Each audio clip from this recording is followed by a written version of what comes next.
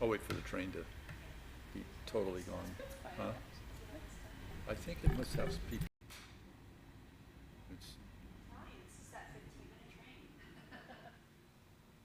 We need a good train joke now. What did the train say to the planning commission? I don't know. Keep on rolling. Yeah. The only one I know is a peanut sat on a railroad track. His heart was all aflutter. Then along came the choo-choo train, choo-choo peanut butter. Okay. Well, with that, I'm going to call the meeting to order. I'll stand and pledge allegiance to the flag. I pledge allegiance to the flag of the United States of America and to the republic for which it stands, one nation, under God, indivisible, with liberty and justice for all. Roll call, please. Commissioner Youngblood, Present. Commissioner Kelly, Here. Commissioner London, Commissioner Hogan, Chairman Obranovich. Here. Okay, so once again, this is a by-format meeting. It's being operated or held under Zoom.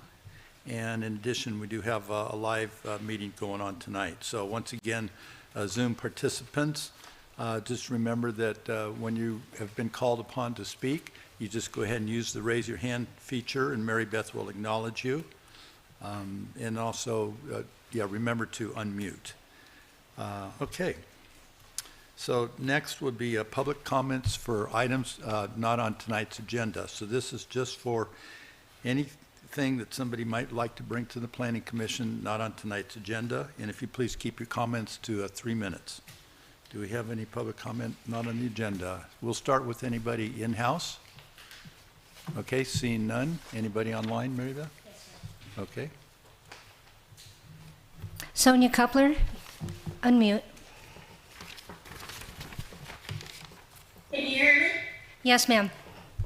Okay.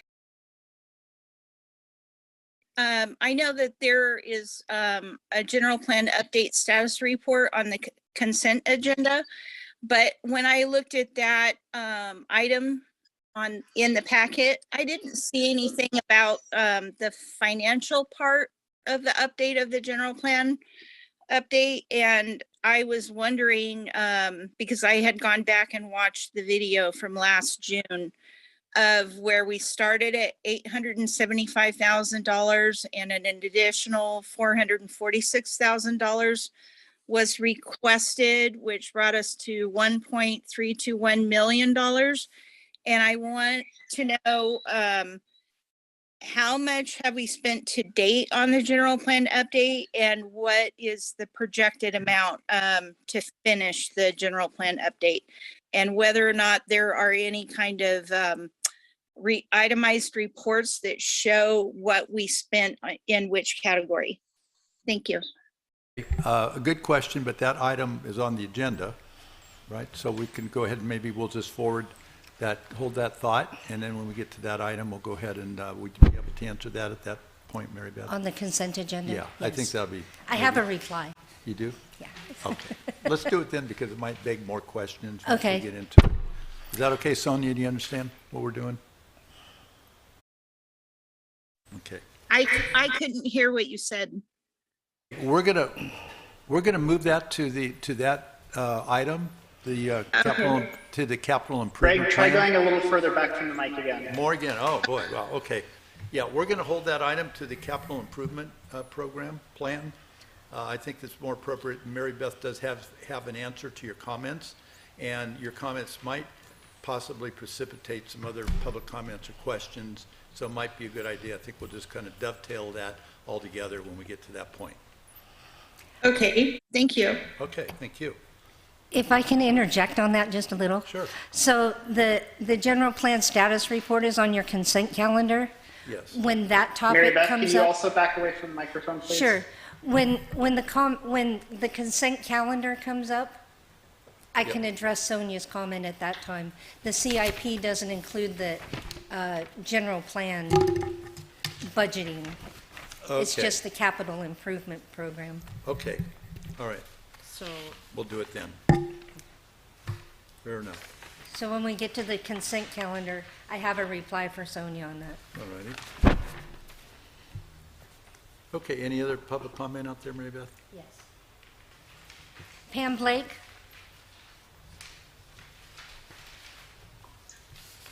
I think you just answered this, but I also want to make, I'm still having a hard time hearing you, Mary Beth, and Greg. There's just really hard to understand both of you. So I wanted, to ask a question on the consent calendar that has to actually do with the capital improvement program. So is that later on, or is that like now? I'd say later on, when we get to the, it's general plan conformity determination capital improvement program. It's number 5. Number 4. Yeah, got number 4. I showed as item 4C, so Number 4. I'd like to ask the question when that comes up. Yeah. I think Okay, thank you. We'll do it then.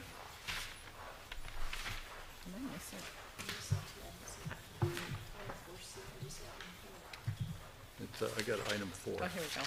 Here we go. Okay, anything else, Mary Beth? No, sir. Okay, so we're going to go ahead and close public comment on items not on tonight's agenda. Next is adoption of tonight's agenda. Any comments from the Planning Commission on tonight's agenda? Okay, can we have a motion, please? I so move. I second. Roll call vote? Commissioner Kelly, Yes. Commissioner Youngblood. Yes. Chairman Obranovich. Yes. Okay, it's tonight's agenda. Okay, next is a public comment on consent agenda. The consent agenda is the May 24th Planning Commission minutes, June 22nd Planning Project status, and May 2022 General Plan Update Status Report. So do we adopt it Well, is there minus any- the number 3? Well, first we'll go, is there any public comment on that Okay. agenda? Okay. Well, Sonia made public comment on that. So to Right. address Sonia's question about the general plan Yes, go ahead. and budget where we're at today, I had talked to Sonia last week, and at that time, I think that was Thursday or Friday, I think it was Friday, because I was going to talk to Roger on Monday. He's out of the office, so I could not get a reply to that. And I failed to let Sonia know that he was out, and I wouldn't be able to get her that information until next week. Okay. Sonia, does that answer your question? Well, no. I mean, it just delays what the answer is. I mean, is there some kind of a ballpark figure? I mean, it doesn't have to be a specific figure. And I mean, is there an itemized report available of how much we have spent in each kind of category? Can you answer that? Budget review at our last meeting, and that information may be in those documents as far as prior year and upcoming year, but I didn't look into that. I leave financial stuff in Roger's hands. Yeah, I would say maybe some of these questions are, better for a meeting, when that CIP is before the council. They're the ones who, review it, make the decisions, determinations. Roger would be there to answer those questions. Tonight, we're just going to review it for consistency with the general plan. Simple. We're not really here to discuss all the details and the nuances of the budget. And the status report provided on the consent calendar is the status of the general plan update. So at Planning Commission level, we never deal with dollars. Those are always dealt with at the council level. Okay. All right. Any other public comment on consent agenda? Okay, so we'll bring it back to the commission then for a motion and a vote. I so move. I second. Okay, roll call, please. Commissioner Youngblood, Yes. Commissioner Kelly, Yes. Chairman Obranovich. Yes. Okay, next is item number 4. It's the general plan conformity determination capital improvement program. So we'll have staff report on that, please. Sure. Okay, so this item is a little backwards. We produced the capital improvements program. It's the first time for Loomis. It's a budgeting document that basically outlines what projects and equipment purchases and whatnot the town is proposing within the next 2 years. It's a 2-year budget where the first fiscal year is appropriated July 1, and then the following July 1 in 2023, the second year funding would be appropriated. It's a 5-year document, but the years 3 through 5 are more just for planning purposes. There's no budget associated with those. But it was kind of fun putting together. This is something that I've done for other agencies, and not having one in Loomis, I had some templates to work from, and it was a neat exercise. So there's 40 some odd projects that we've identified for funding. And what I learned in going through this is that there's actually a government code section that requires the Planning Commission to make the conformance determination with the general plan. So a little cart before the horse, because we've taken this to council. The July 14th meeting, the council approved it, but it was conditioned upon the Planning Commission making that determination. So here we are, a little backwards, but nonetheless. So the recommendation, like you mentioned, is it's not to scrutinize and go through the merits of the individual projects. It's simply to make sure that the projects that we're proposing conform with the general plan. And to that end, what I did is I put together a conformance table, if you look in your packet, and that's probably the best way to go through this, is for each of the projects, I went through the general plan book and I tried to find a section that applied as to why this is a policy or an objective or a goal within the general plan. So if I was to go through, it would go fairly quickly because they're categorized into topic areas. So we have streets, the first batch of projects, then there's drainage projects, parks and tree projects, and then facility projects, and then finally there's some fleet and equipment, mostly purchases to support staff efforts and whatnot. So just briefly again, going through the streets, if I go through the table, the street resurfacing project, Sierra College resurfacing, Sierra College widening, these are all projects that supported by the circulation element, the roadway maintenance, and I referenced the goal in the table, but it's the circulation element. Taylor Road at Horseshoe Bar, concrete repair work, also the circulation element, safe and efficient roadways, concrete repair, same thing, parking lot paving south of Walnut Street, that's the dirt lot there. There's an objective to support local businesses, public services and facilities. Rule 20A undergrounding has to do with, that one actually was a municipal code call out where we had already established a utility underground district. But again, it's for economic development. Striping is supporting our road network, traffic calming project, road network. What is traffic calming? Traffic calming. Yeah, so sometimes we'll get requests from residents, hey, cars are speeding on our street, can you do something about it? And there's subtle ways that you can address speeding.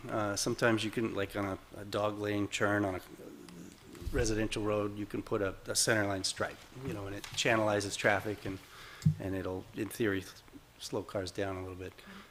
Rutherford Canyon's looking for us to put in speed humps, and it's a whole nother policy approach that is a long process, but it's a project to support efforts to slow cars. Okay. Yeah, to the extent that you can. That's a tough one because a lot of that's driver behavior, Yeah. which you can't really design. So Exactly.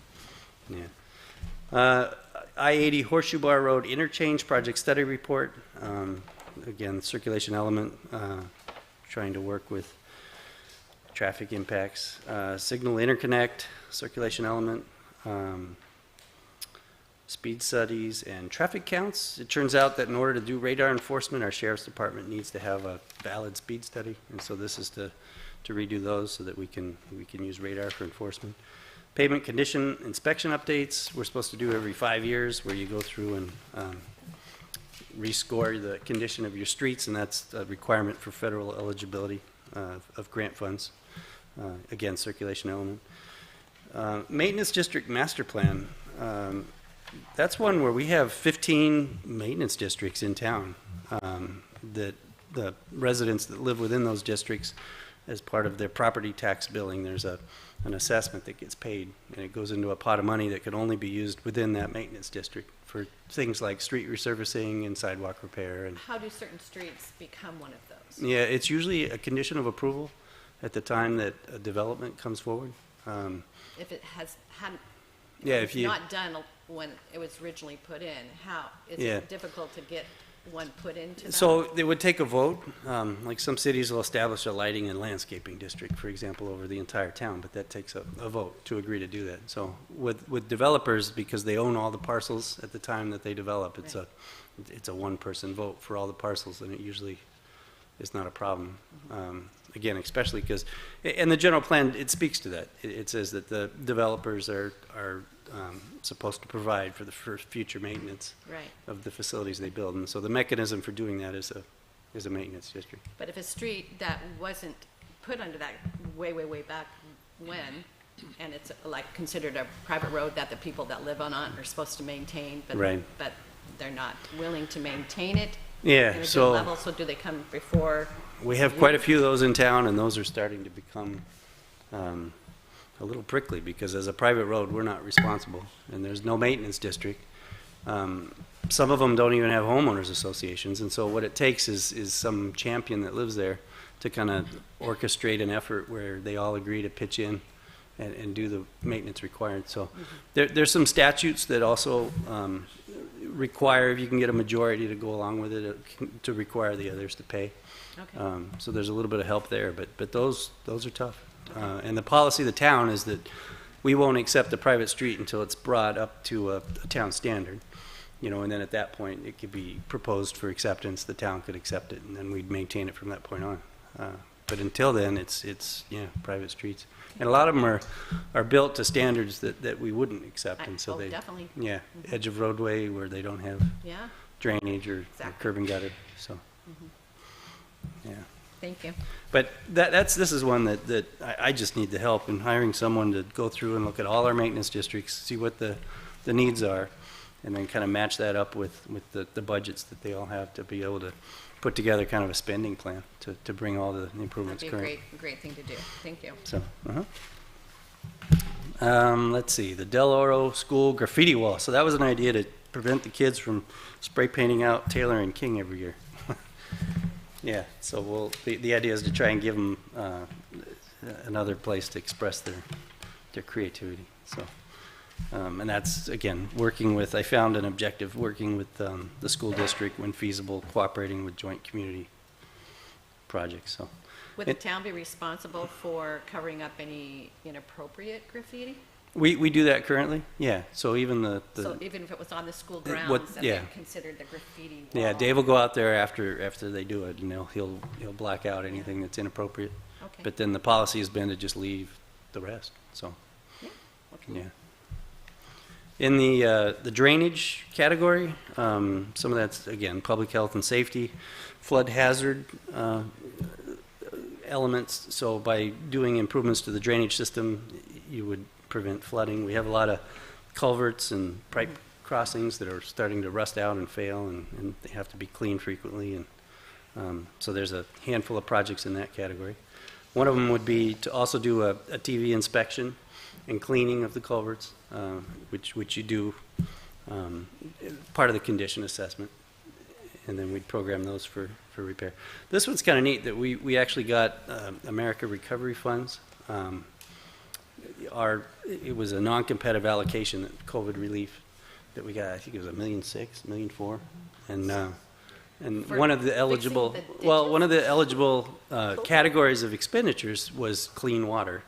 Oh, there you Yeah, go. which sewer and storm, Would be appropriated for. yeah, was qualifying, and so they made the decision to put all that money in our storm drain fund, so now we have That's funds to take on these improvements, which is really nice. Great, Yeah, that's great. So, parks and trees, there's a grant to redo the playground at Sunrise Loomis Park, so that's in the Parks and Rec land use Nice. element. Blue Anchor Park and Depot Bus Stop shade sales. The idea of providing shade, especially in the heat we're seeing now. right? Yes. Over at the Squirt Park. And again, all these are in the Parks and Rec element. Water circulation, the spray park currently drains to sewer. It doesn't use a lot of water, but if we get into a drought situation, we may have to turn it off because it doesn't recirculate the water. So there's a project to try and do that. Tree pruning, we've been utilizing the tree fund to do some much needed tree pruning on our arterial and collector streets. That's part safety and part, again, maintaining the road network.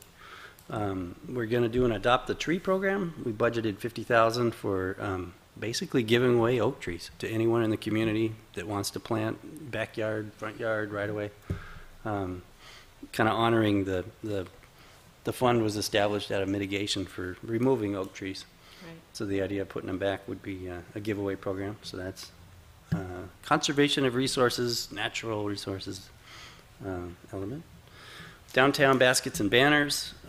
Actually, I saw this as somewhat of a traffic calming project, believe it or not, because I think if you can create a place as you go through downtown, banners on the streetlights with baskets and kind of beautify it that way, I think people would slow down as they're going through. So they Just can see it. it becomes a place that's not something to just speed through and be on your way. It's yeah. So, True. but it also there's beautification, land use, cultural resources goals, economic development goals. Compost giveaway is a requirement. We actually have some grant funding to cover that for the first couple of years, but we're required now to give away recycled organic waste products. And so compost and mulch qualifies. We're doing compost now. Dave's in the process of putting a mulch bin together, and so within the next month, you can go to the Corp Yard and get free compost or mulch as part of our obligation to recycle the organic materials. So Will that be only on certain days they can go and get that, or, yeah, no, that's all the time, and it's Just actually anytime. the bins are outside of the lock gate, so you can Oh. 24/7 anytime. okay, Yeah, so the compost is actually active now, and the mulch within a month or so. okay. So, and then the Blue Anchor Park playground resurfacing. It's that rubberized surfacing that it just dries out over time, and it's starting to crumble. So replacing that Parks and Rec element. As far as facilities, so when we bought the library from the county, one of the things that we agreed to do was to make it ADA compliant. So there was a transition plan that identified both external and internal improvements. The first one would be the concrete ADA improvements is making the parking stalls. The handicap parking stalls, they can't be sloped more than 2% in any direction, and they currently exceed that. So that would be to remove and replace those, along with the pathway that goes to the front door. It's also out of compliance. And then interior work, there's actually quite a lot more. It's an old building. Yeah, counter height stuff, push buttons for the doors, bathroom maneuverability. That would probably take a bigger effort to A lot more money. put together. Yeah, there's a library fund, so we have some money to cover that, but Can we get a grant for something like that? we can look. Yeah. A lot of these grants are competitive, Yeah. and unfortunately the state has made a policy where the competitive grants tend to go towards disadvantaged communities, which we're not.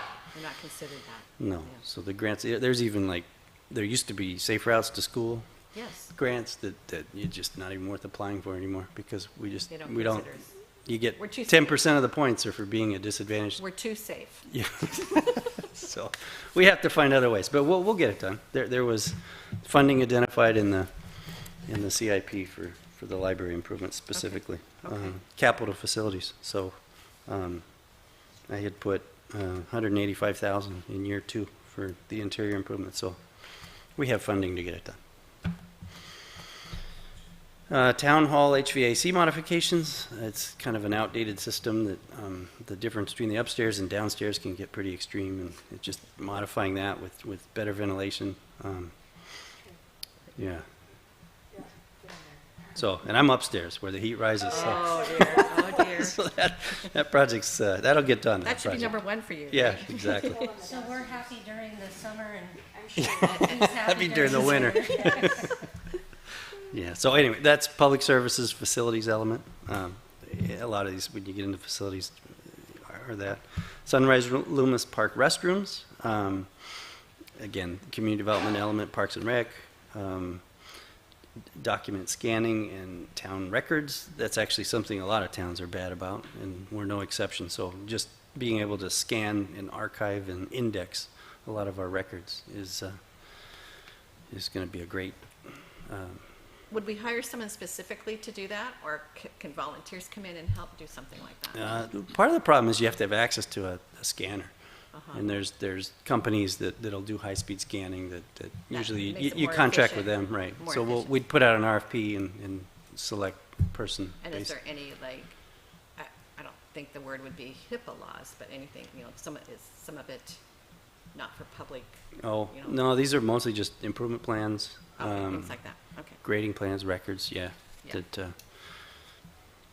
Let's see, EOC communication system, so that would be, I guess that's hardware. Sean had put that on there for helping to coordinate with the sheriff's department. Public services element, Yeah. yeah. Courtyard master plan, so a lot of our facilities are, as the town grows and we take on more and more responsibility, the footprint that we operate out of may need to be expanded. So the first step in that process is to do a master plan, and so there's budgeting. I think it's the second year out to look at what the courtyard can do in terms of maybe rearranging how they do, where they store things and how they operate. And they have real estate, and there's quite a bit of territory that they can expand into, but again, that would just be to allow us to be more efficient with our services through our facilities that we operate out of. ADA transition plan, I have looked and have not found one, and this is a requirement that you're supposed to go through all your public buildings and Yeah. scrutinize them for accessibility deficiencies, and so we'll get a RFP out to get that done. So, and that again is public facilities. Impact fee study, so every so often you look at your fees that you charge for services. There's a nexus study that has to be done because the fees that you charge have to correlate to the service that you provide. And that's a pretty comprehensive and extensive effort, so there's money to do that. Public services, facilities, and local finance element. Depot security camera replacement, so the cameras that we have, Dave was saying they need to be replaced every so often, and they're kind of at the end of their useful life. So, again, just in support of our public facilities.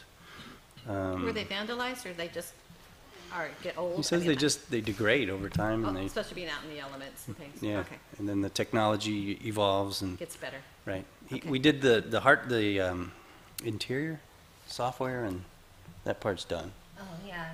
That's recently been updated, so this is just the exterior cameras. Okay. So, emergency power backups for town hall, and I think that was an out year. But again, the possibility of the town hall serving as a critical facility during an outage, and looking for some type of a backup system. Yeah. And they have e-circuits. You don't have to power the whole building. It's just, yeah, the critical. So that would be, again, public services and facilities. Fleet and equipment, and again, these mostly are just needed to support the operations that we do, and they fall under public services element. There's one last truck that's getting old and needs to be replaced, the fleet truck. The courtyard has some equipment, forks that go on the backhoe, box blade attachment to a John Deere tractor, that type of stuff. They have the responsibility for cleaning some of the storm drains in town, that they need a smaller vehicle that they can go along these channels in order to get to the places they need to clean brush or do whatever. So that can actually be funded out of the storm program. So that's comes from that grant that we got. And then finally, staff doesn't have a common pool car that we use. Everyone uses their own personal vehicle, which can get awkward if you're meeting with residents or if you're going to meetings and whatnot. Just so to have a pool car that we could all share in when needed was kind of a final item for staff support. So, yeah, so and I brought the general plan with me, so if any of these, if you feel don't fit with what the general plan suggests we should be doing, we could dive through it and see if we can find where it's appropriate. But I don't see anything big list of stuff to do. I think it amounted to, over 2 years, it was $8.5 million worth of funded projects. So, and all those items are all budgeted for. Yeah, yeah. This is it's a neat document. If Yeah. you go through this, what it shows is it identifies the various funds that the city uses. A lot of these funds, they are specific to what the fund was set up for. So, like, let me find the right page and I can read them off. There's a facilities fund. There's a transportation fund, which is used for streets. There's actually a Sierra College Boulevard fund, which can only be used on Sierra College. An interchange fund that's accumulated $2.7 million for the ultimate improvements to I-80 and Horseshoe Bar. The drainage fund, which they recently funded, can only be used on drainage projects. There's a park fund, there's a tree fund, $250,000 in a solid waste fund that can only be used for diverting and recycling materials. That's a hard one to figure out what to spend it on. But and then there's a vehicle replacement fund. And then the maintenance districts, and this is partly why I want to put a maintenance district plan together, is there's $3.5 million that's accumulated within these 15 districts. And I actually do get calls like, hey, what's the plan for resurfacing our street? It's kind of embarrassing because I don't know what the condition of their street is. I can drive out and look, and there is no plan. So putting one together is going to help spin down that $3.5 million. It seems like there should be a time frame, like every, Yep. you're on the 3-year plan, so we'll be there in Yeah, after we do it. no, that's what I'm hoping is a document similar to this that lays Yeah, out lays it out, a timeline. when they and do it and all that. each district will be a fund, right? And then it'll identify the expenditure by fund and what we're doing. So, That's perfect. A lot of good work, a Yeah. lot of good work. thank you. So with that, I think, yeah, any questions? It's very thorough and just super easy to understand, the way you laid it out. I really appreciate that. So these years, each year, 23, 24, the 5 years, each year is budgeted for, and do they renew that budget annually? Because they have an annual budget, and then they update that? Yeah, And if- this is just kind of a proposal So for like 5 if you go years? to page 20, is kind of the table that I did. 20? 20, yeah. There's a green and blue colored legend at the Uh-huh. top. So the green ones, the proposed, those, when the council approved this document, they basically adopted and appropriated funds for those 2 years. Okay. And then the blue ones are simply, hey, here's what we're proposing. The document gets reproduced every 2 years. So in 2024, the first year, the blue, then those next 2 years would become green, and then you And project those- out for 2 more. But the intent is to actually budget for the first 2 years. Okay. And then the money becomes available the July 1st of the fiscal year that it applies to.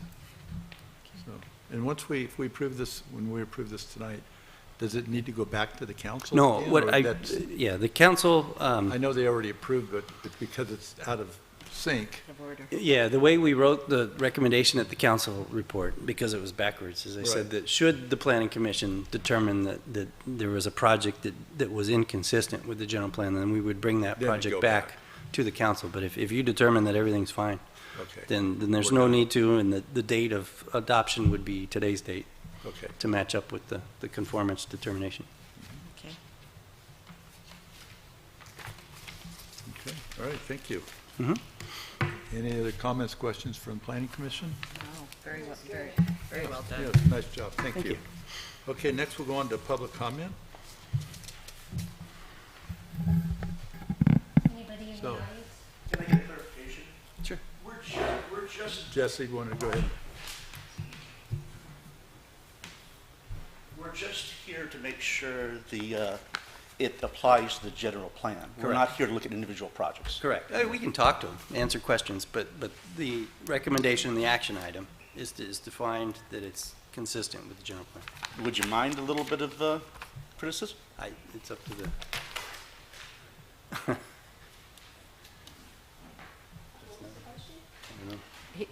He had a question. I just had thoughts on. sure. Miguel and Jean had both brought up, they worked on ordinance 252, which was our tree The tree preservation. ordinance. And I was hoping Hogan was going to be here because he worked on that project also. The concern is we're spending so much money trimming trees, we're not planting any trees. We're spending $280,000 of the $400,000 where we cut trees down, but we're not replacing them. The funds are going to trimming trees. We'll get a little bit for adopt a tree, but the town's not planting any trees in its right-of-way properties. Okay? And I know Andrea's not going to like this one. This is allowable, I understand, under the law. You guys went to the letter of the law, but I don't believe it follows the spirit of the law. Okay? Maintenance is number 3 of 7 items that we can use under that plan. 1 and 2 were purchasing trees and planting trees. So we bypassed those, they went right to trimming trees. Okay. Second, we have a park fund where we don't buy land for parks. We're budgeting $75,000 for shades. One of them going over the county bus stop. I have no clue why we would put a shade sail over the county's bus stop. Also, again, we're not planting trees. We're doing a temporary fix with shade sails that'll wear out within 5-7 years because of the Loomis sun. Okay? My third concern was Loomis rarely paves the intersection of Taylor and King. That's always allowing Del Oro seniors to decorate the asphalt with graduation messages. That's been a thing that the town of Loomis has always quietly kept aware of. This rite of passage is passed on from generation to generation. Well, last year, a couple of students tagged the landscaping around it, and I understand that considered issues, but we're going to spend $30,000 because of a couple of bad decisions by the students when that has been going on for decades and never an issue. So summing up, we're a town with a tree mitigation fund, but the town doesn't plant trees. We have a park mitigation fund with open space and passive parks funds. We don't buy land. We don't have a graffiti problem in town, but for one issue, and we're going to spend $30,000 on that. That was my only thoughts. Thank you very much. Thank you.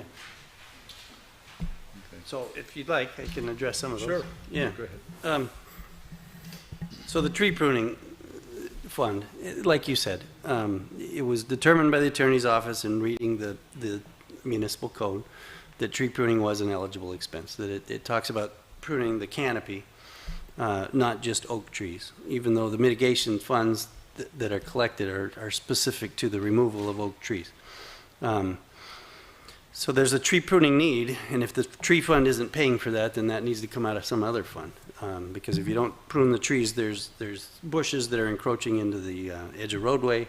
It impacts bicyclists in terms of having to veer into the street. It blocks signs, and the canopy actually will get to the point where we've had a couple claims of vehicles hitting branches that are too low. So the trees have to be pruned. I mentioned it at the council meeting. A lot of times what you do is you try and utilize the funding that is the most restrictive, if it's available, and you preserve the funding that is the least restrictive. And so if we were not to use the tree fund, for example, we would fund tree pruning out of the general fund. But the general fund can be spent on anything. And so, one of the strategies in terms of how you go about spending your funding is if you can use the tree fund to pay for tree pruning and preserve your general fund, then the council has the ability to allocate the general fund to something else that may be a higher priority. So right or wrong, I mean, there's a need, and we're using the tree fund to do it. The adopted oak tree was funded with a $50,000 number, but the intent behind that was to continue to fund that to the extent that people are willing to plant oak trees. We'll just continue to provide oak trees. So there's no cap on that, even though the budget shows a $50,000 number. The intent would be to continue to use the tree fund as it was designed to try and replant as many trees as we possibly can. But this came out of a strategic planning session about a year ago where they kind of had a sidebar discussion of we're accumulating funds in this account and there's no plan for spending it down. There was a lack of places as to where to plant the trees. I think even some of the preserves that were established to plant trees were no longer allowing the planting of trees. And it just, what can we do with the funds? And so the answer was, well, why don't we use them to start pruning some of our trees since there's a need for that. So that is kind of where this came from. So the park fund, there actually is, and I didn't put it in here, but there is a park acquisition fund in addition to a park maintenance or park improvement fund. So when we collect our park and lieu fee, there's different pots. And so what you're seeing, the expenditure for park type improvements is for the park improvement portion of the park and lieu fee. But there is still funding that is set aside for a future park. And I know that's near and dear to the town manager. He's mentioned to me at some point he'd love to see a park with the community gardens, maybe even rebuild the stadium that was south of Walnut. So that's still on the radar. As far as Taylor and King, so that 30,000 is a budget number. It doesn't mean we have to spend it all.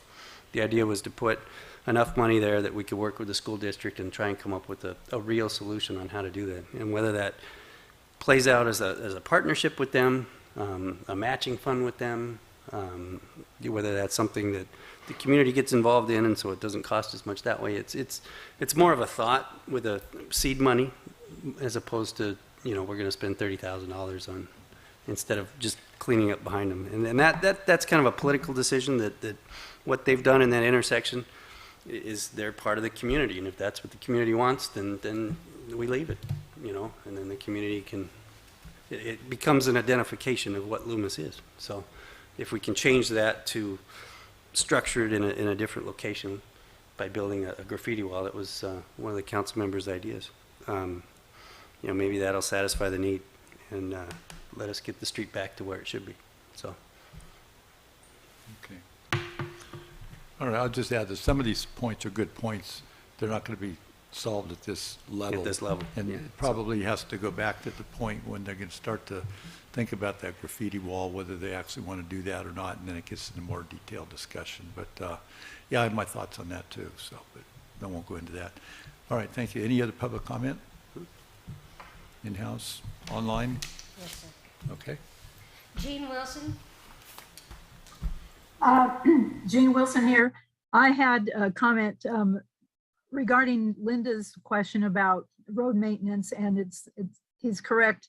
Generally, we get those established when there's a new subdivision or some kind of project like that.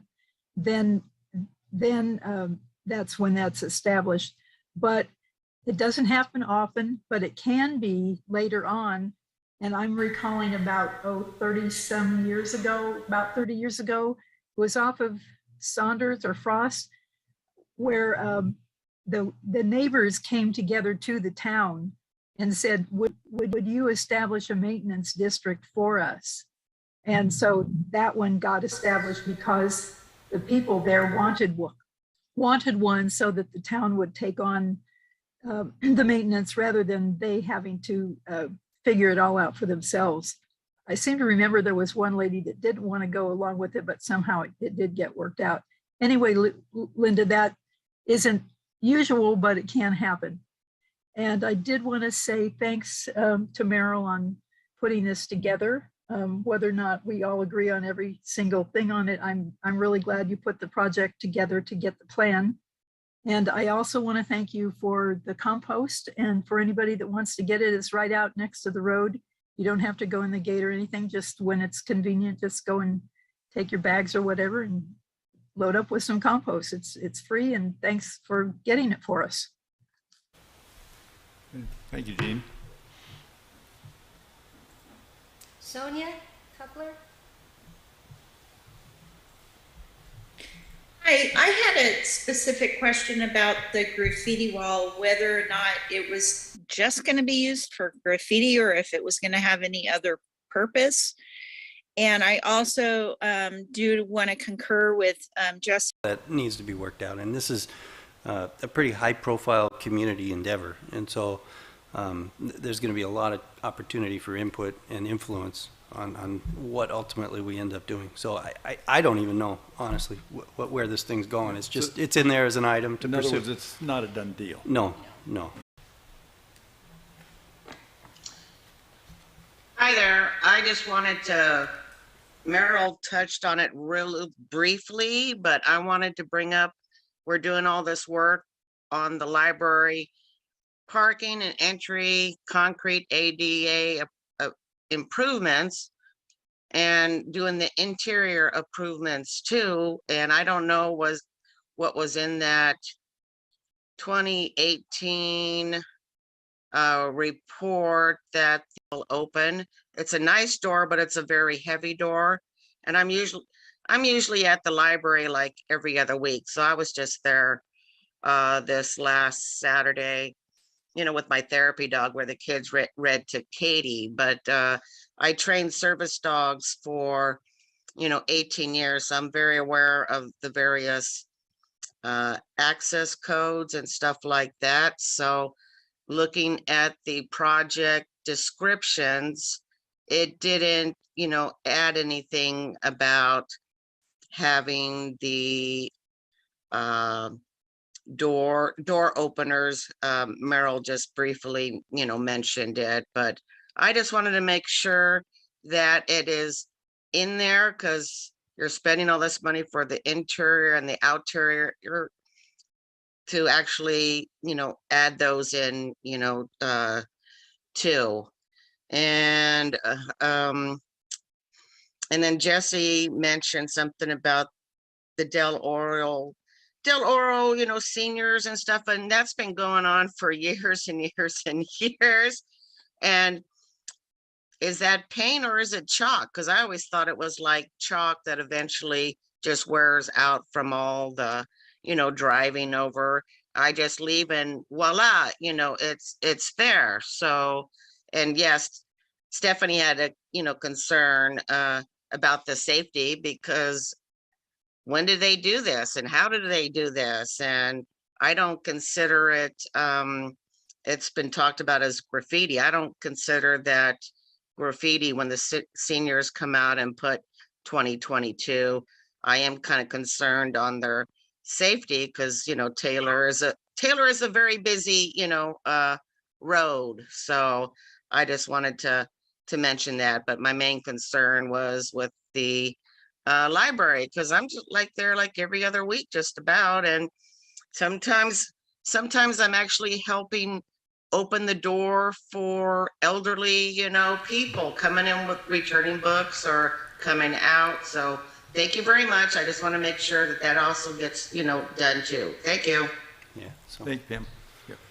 yeah, so Pam, it is. The 2018 report that you mentioned, I got a copy of that, and I had a meeting with our building official. About this tonight, good public I agree. input and comments. And I think there's some great suggestions about, I'm too close again, about work that can yet to be done. Thank you. That work will probably be done at the, staff and council level.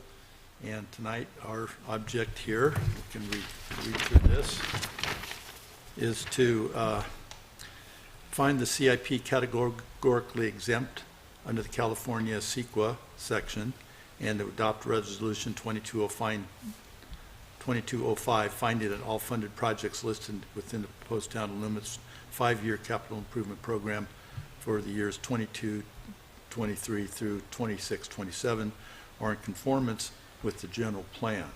So unless we need to make any changes or suggestions of that, we'll entertain a motion to approve the resolution or I adopt. I so move. Second, you want Are you seconding or am I seconding? to? I Go don't ahead, think you second. can. Okay. I can, but Oh, I don't. didn't know you did. Protocol usually you would second. Okay, That's I will second it. Okay, roll call vote, please. Commissioner Kelly, Yes. Commissioner Youngblood. Yes. Chairman Obranovich. Yes. Great. Thank you, everybody. So that's been adopted, 2205. Okay, so next would be the Loomis RV Campground.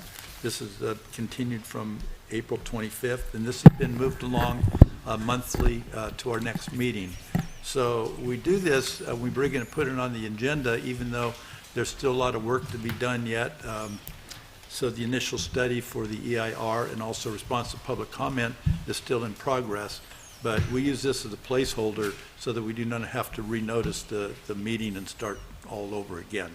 So that's what we're here tonight to do, is basically just to acknowledge that this is still an ongoing item. It's active on our agenda. There's items that are still in progress, and we will go ahead and continue this, but we'll make a motion to approve a continuance to the following meeting. In the meantime, before that happens, we do open it to public comment. Before I do that, I don't know if, Mary Beth, if you have any staff comments you want to add to that? I can just provide an overall update, such Sure. as you did. So the Planning Commission, as you know, reviewed this project at their meeting of April 5th. You directed staff to prepare responses to the public comments received and an initial study.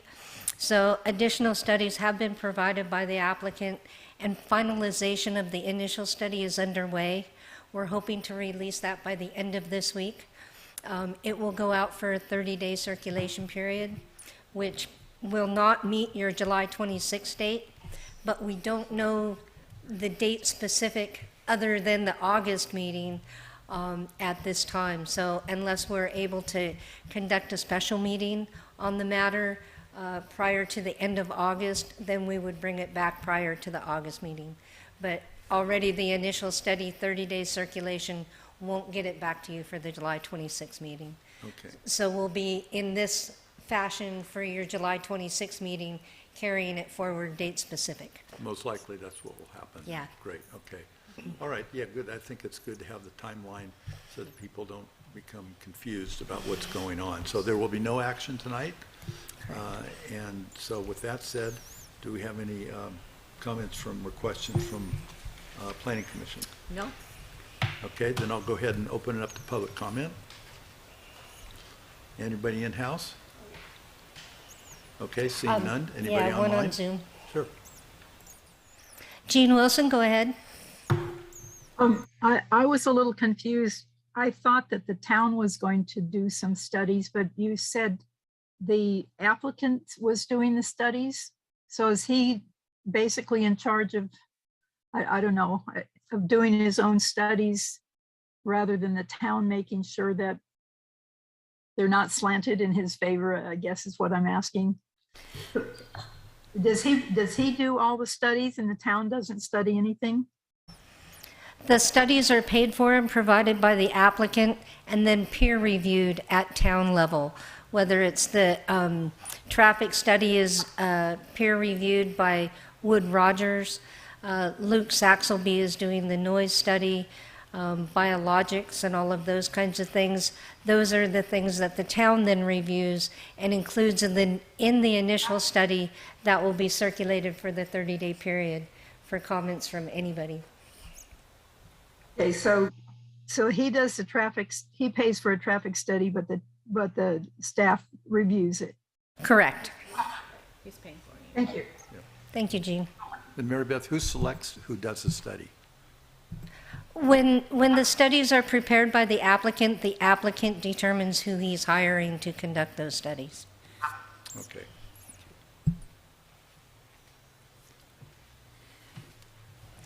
Okay, any other public comment up there, Mary Beth? On Zoom? Okay. All right, then we'll go ahead and close public comment, and we'll bring it back to the commission for a motion to continue this to next meeting. I concur. Okay, motion is- I make a motion to Motion has continue it to been- the following meeting in July. July. And I make a second that we continue it. Great. Roll call, please. Commissioner Kelly, Yes. Commissioner Youngblood. Yes. Chairman Obranovich. Yes. Okay, all right. That item has been forwarded to the July meeting. Next is item number 6, Black Pine Communities Harvest at Loomis, formerly known as The Grove, request for design review amendment. Mary Beth, you want to outline this for us? You betcha. So we do have the applicant here, Mike Paris, with Black Pine Communities for the Harvest at Loomis, formerly known as Mandarich Development, under the name of The Grove on Humphrey Road, right next to No Name Lane and H. Clark Power School. I'm not sure timelines on when the applicant purchased the project, but ever since then, he's proceeded with soil remediation, site improvements, and all of those required things under the former approval. So none of those conditions have changed. One thing I distributed tonight at your stations is a site layout for the project itself. Very familiar from the Grove project as far as the landscaping, detention basins, and home placements. The home sizes are pretty much the same. The lot sizes are the same, maybe minor tweaks here and there. Merrill can discuss the improvements, but I think I gave you the rundown as far as the improvements that have been completed at this point that include fencing, walls, utilities, storm drain detention basins, and sign off with the exception of improvements along Humphrey Road with respect to PG&E pole relocation, paving, and striping on Humphrey Road. So at this time, the Black Pines has submitted their building plans. Those are currently in review under the building department.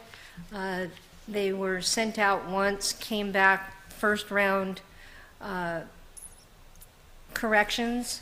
Those are being adjusted, and those building permits for the 24 homes are then ready to issue and start construction.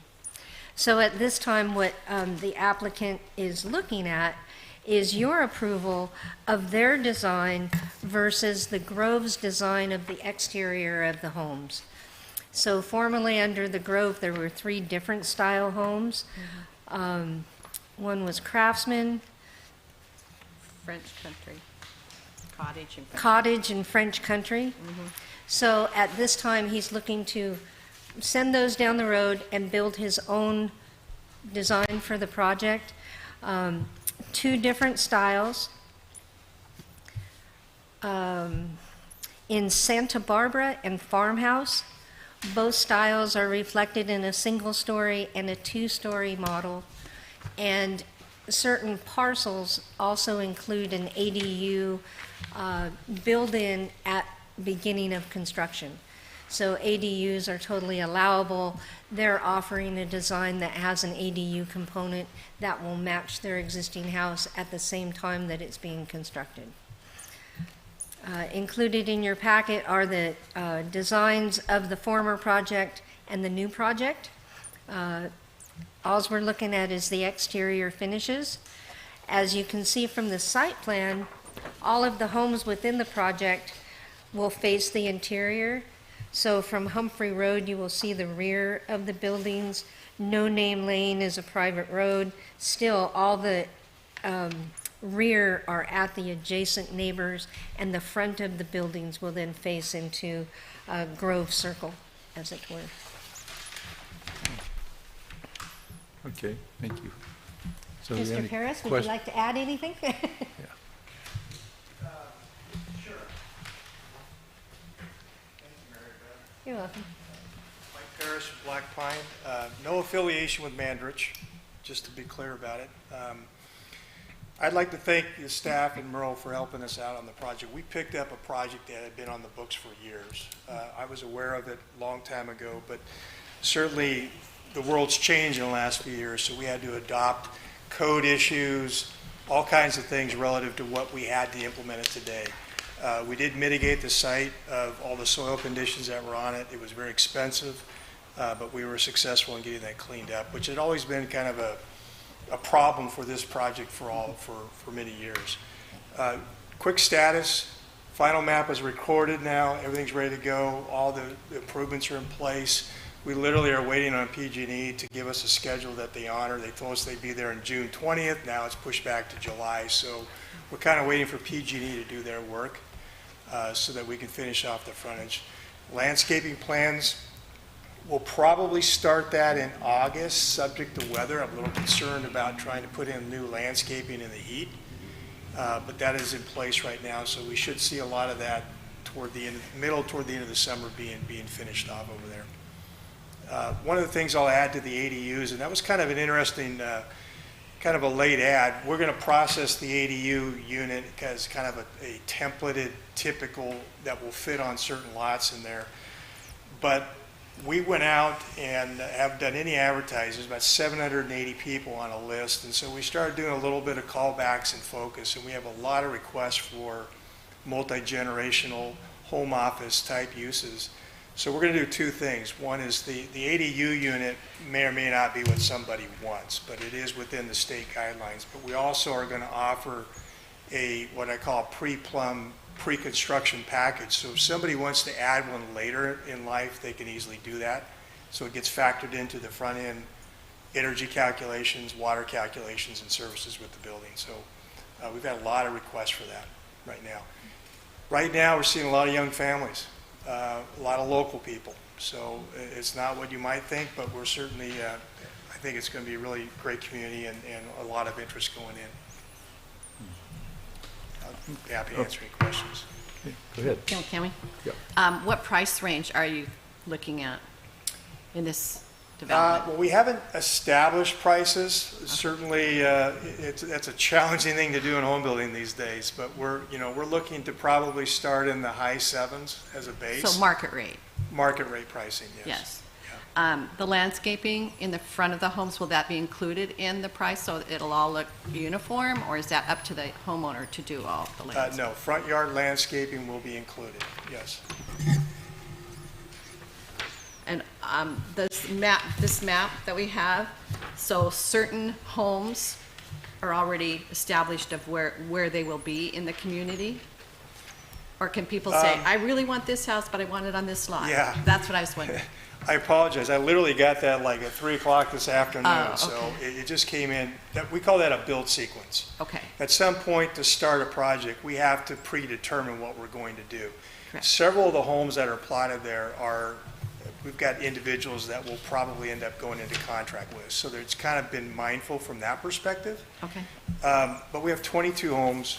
We're going to start 7 or 8 up front, so we're halfway through the project. So I think the answer to your question is yes, we will up to a point when we need to start the homes. Okay. But yeah, we can move plans around a little bit if they fit on the lots properly. Right. Yeah. So the homes that you're asking about, these new plans, are these in lieu of the other ones are not in the running at all anymore? These are the new ones, and these are the ones you want to build, the 2 elevations of each plan. Is that correct, with an ADU? Correct. Okay. Yeah, the I just plans wanna that make were sure I've got it right. previously part of the other developer, those construction documents, he didn't even own them. So they really weren't even available. They were part of the approval process. Right. But we would have had to start over anyway. Okay, so these are a new bunch of Yes. plans coming in that we've looked at, and we're saying, yeah, that fits this area, and let's look, okay. Yes. So are the 2 stories, I know the neighbors will probably have concerns about 2 stories, I know. Are they purposely spread around, or are they gonna back up the homes? I know you know why I'm asking. Yeah, and I take that into consideration, whether it's a condition or not of the projects. We don't have any conditions of limitations on that, but to be mindful of the neighbors, we actually did put all the singles up against the existing communities. And so you'll notice the 2-story plan, which is identified as our residence 2, is on the interior lots, but also where they're not looking into the backyard of somebody else. Thank you, that'll make them at least a little So little more no nice. 2-story homes on the outer perimeter. Well, No, there are some that these will don't face back anyone. up to the school. This is, yeah, Okay. this is, Yeah. those are The the no only, name land? yeah, these are the only ones that really face people. There's Okay. one person right here, and the Okay. school is, no, this is Humphrey, okay, this Right. way. Yeah. Here's Right, Humphrey, yeah. and here's the school. Right, Yeah. okay. All right. So, and how is it you came about these particular plans and styles? Who decides that? I guess where I'm kind of going is, I think they're nice, and they'll fit in this, that, and the other, but somewhat when I looked at them, in my heart, I kind of like the other one. Well, these are homes that I've built. We're Uh-huh. selling and marketing them now in our company and other projects.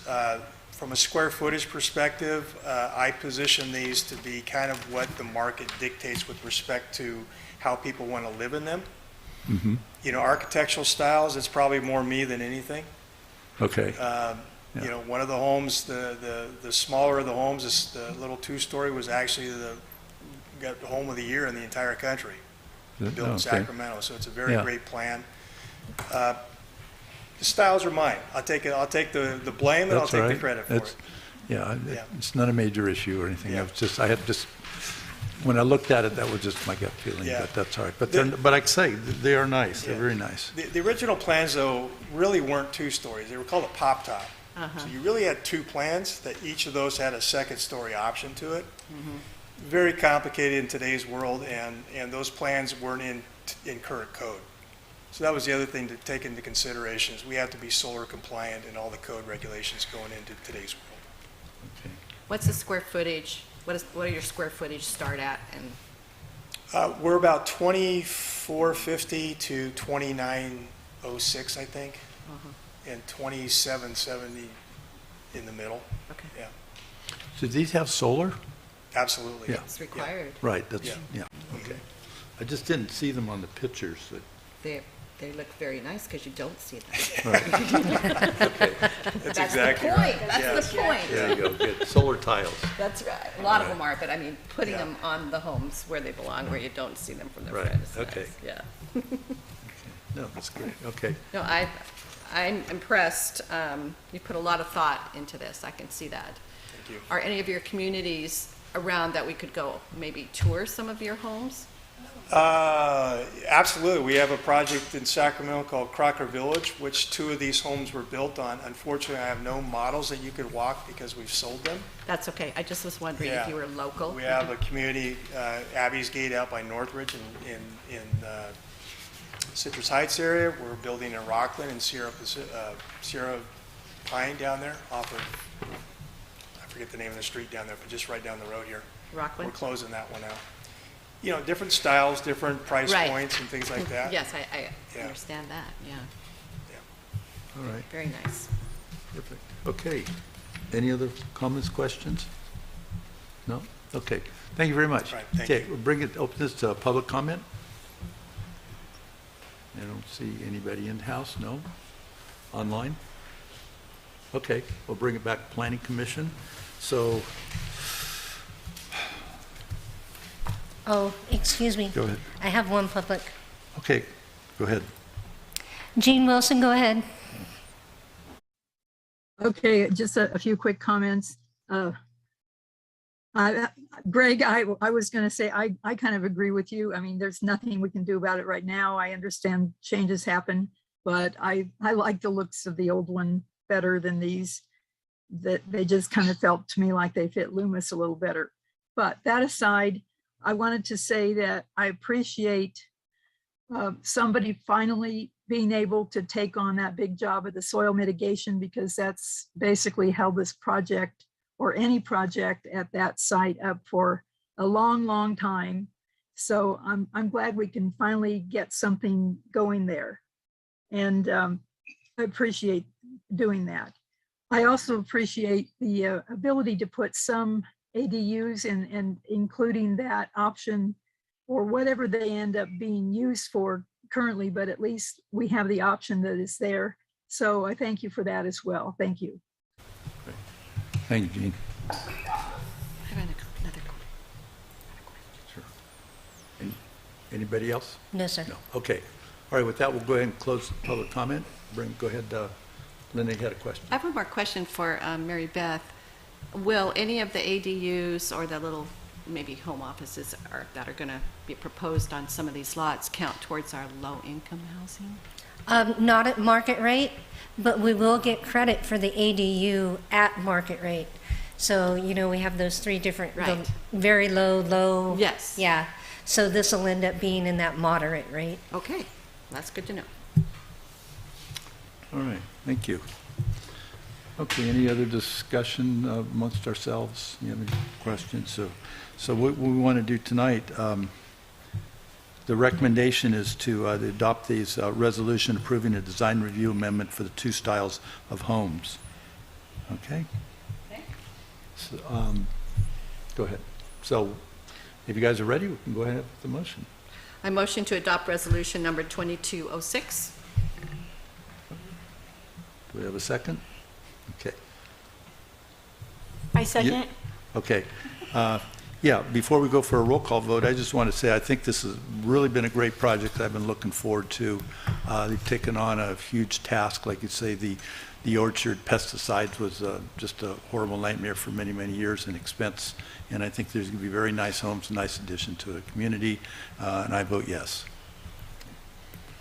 Okay, so that's approved. Thank you very much. Congratulations, good luck. Roll call. Roll call vote, please. Oh, I'm sorry, roll call. That was his roll call. He was saying yes. Yes, we both made the motion. Commissioner Kelly, Yes. Commissioner Youngblood. Yes. Chairman Abranovich. Yes. Okay, now we're done. Okay, so that's the last item on our agenda this evening that we have action on. So next would be the planning director's report. Certainly, I have just a few topics to touch on. General plan update. As you know, we were here on the, I think it was the 8th and 9th for the joint Planning Commission Council workshops on the general plan, the draft. At that time, the direction, what we were looking for at that time was the committee and council's recommendations for modification to the land use diagram. You provided direction to staff for land use designations to be incorporated in the draft general plan. The council and commission then considered public requests for land use design designation modifications and provided staff directions for alternatives to be incorporated into the town's general plan. And then the final consideration during the workshop was for the council and commission to review the committee's recommendations for modifications to volumes 1, 2, 3, and 4 of the draft general plan, at which time you provided staff direction for modifications that will be incorporated in the town's draft general plan that will be considered in the environmental impact report. At this time, the environmental impact report is being drafted along with the final draft general plan, including any alternatives that were included based on those workshop discussions. And we anticipate the general plan, the EIR to be circulated in July for a 45-day public comment period and beginning Planning Commission hearings on the draft general plan also, well, that'd be in August of 2022.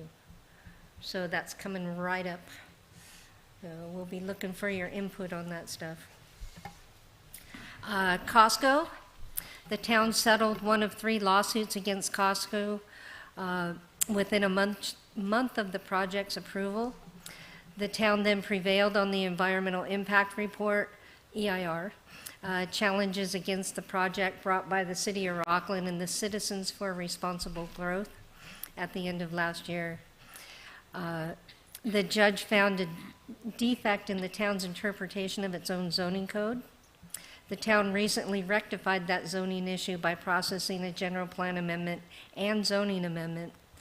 Both Rockland and the Citizens for Responsible Growth are now challenging that decision. Rockland also appealed the court's decision on the EIR. Costco has cross-appealed that decision as well as the court's decision in the Citizens for Responsible Growth case. In the meantime, staff has been processing the project's on-site improvement plans, which were submitted in March of this year. Hidden Grove, it began in December with their, well, actually pre-application was in July of 2021. Their formal application was received in December of last year. The town deemed the application incomplete. The developer responded. We replied. As of May 16th of last month, we received their final submittal, which is being reviewed currently to make sure it's consistent and we have all the information we need to issue them a project complete submittal letter. On that note, when it is complete and things happen, you're reminded that the town is only allowed 5 public hearings under SB 330. The town attorney has prepared a memo that we hope provides a comprehensive review of the SB 330 process and how it impacts planning processes.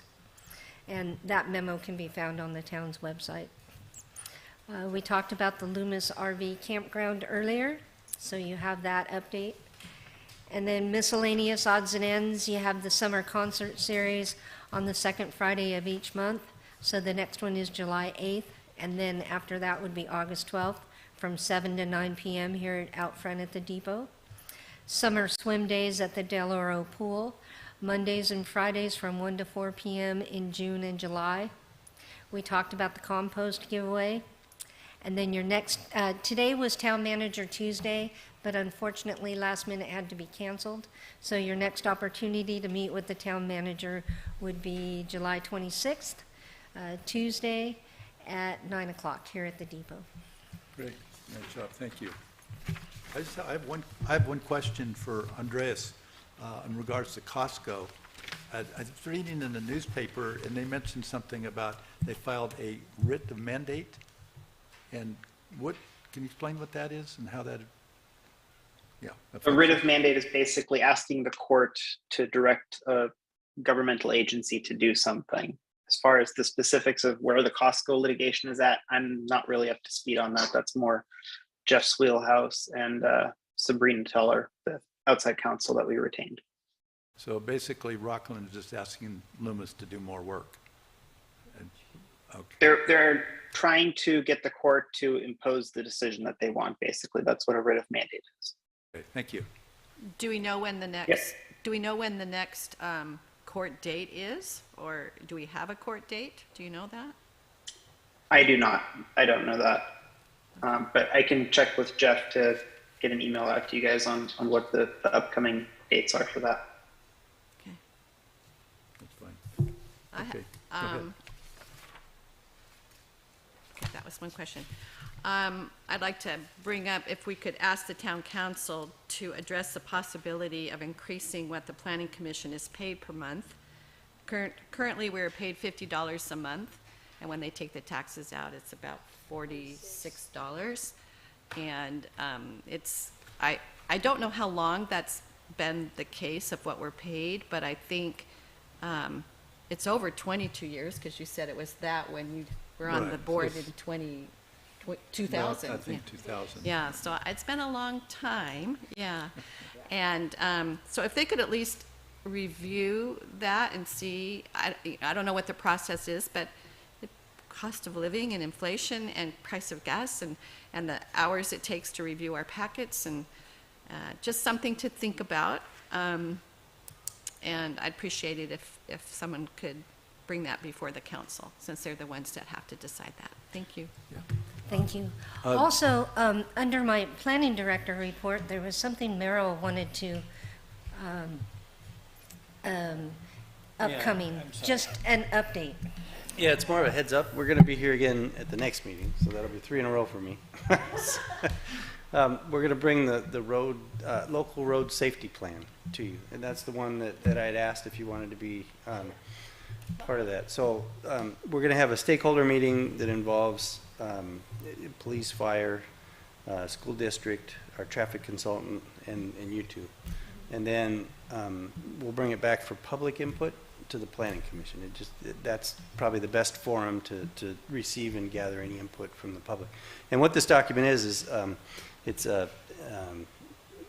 they take traffic analysis of accidents, and they'll review those, and they'll come up with a determination of where the unsafe parts of town are and potentially what we can do. And it's a great document to engage the public with, because from this comes the opportunity for addressing those locations with grant funds or whatnot.